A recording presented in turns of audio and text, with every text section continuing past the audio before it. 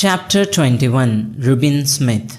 That spring my master and a part of his family went to London along with York. We were left in the care of the head groom. A man named Reuben Smith was in charge of the stable. Now Reuben Smith was a different man. He had a drinking problem.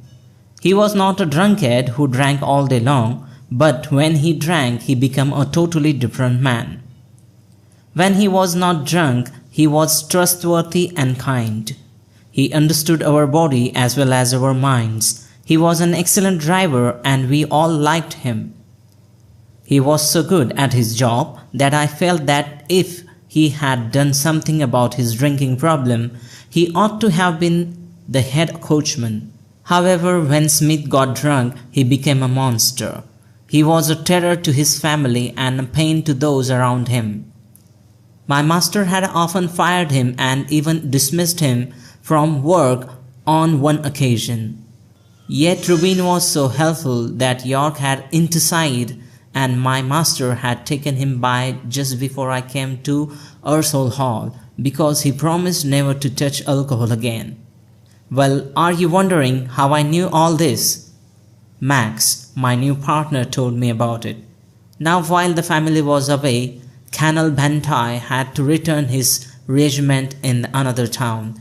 It was decided that Smith would drive him to his destination. I was saddled for the journey. On reaching the destination, the colonel gave Reuben some money and told him to take good care of me. Reuben then rode me to an inn and told the hostler to feed me. At that time, a nail in one of my front shoes had started becoming loose.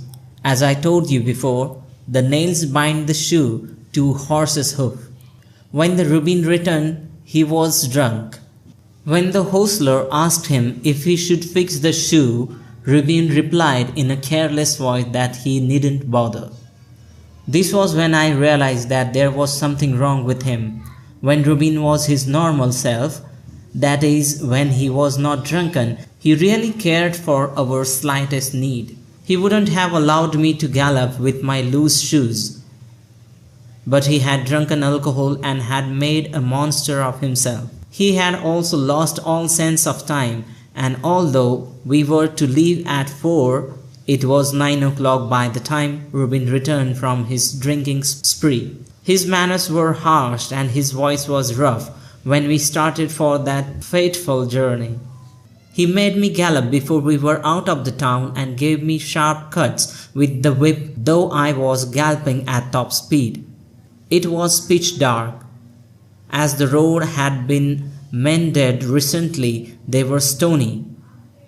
My shoes became even looser as I galloped at top speed. If Smith had not been drunk, he would have noticed that something was odd about my pace. But as he was drunken, he whipped me hard and made me gallop. When I took a turn at the toll gate, my shoe came off. Ahead of the toll gate was a long patch of road upon which large and sharp stones had been laid. You can imagine my plight when I was forced to gallop at top speed on such a road with my rider whipping me thoughtlessly. My exposed hoof was broken and the sharp stones made deep cuts into it. I could not bear it any longer. I staggered and fell on my front knees. Smith was hurled into the air and he was fell with a great force. When I had gathered enough strength, I lifted myself and limped to the roadside, which I was devoid of stones. I could see Smith in the moonlight. He made a frail effort to rise, but could not do so. I could hear him groan. The pain in my knees and foot was excruciating. I broke my pain in silence. I listened intently for the sound of a horse or wheels or footsteps, but I could hear nothing. Smith gave one last groan, and after that he neither groaned nor moved. So I suffered through that placid April night. I listened to the song of the nightingale and watched the white clouds moving in the sky. An owl went flitting by.